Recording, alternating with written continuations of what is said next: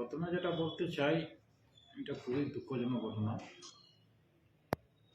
এটা রাজ্যের এবং দেশের বিভিন্ন সোশ্যাল মিডিয়াতে নিউজ পেপারে এটা নিউজ হয়েছে।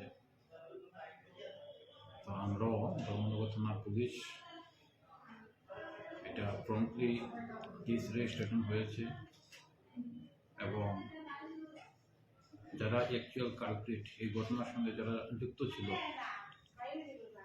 তাদেরকে অ্যারেস্ট করার জন্য এভিডেন্সের উপর ভিত্তি করে যথাযথ পদক্ষেপ নেওয়া হয়েছে এবং যারা মূল অভিযুক্ত অ্যাজ পার ইনভেস্টিগেশন তাদের মধ্যে 4 জনকে এখন পর্যন্ত অ্যারেস্ট করা হয়েছে।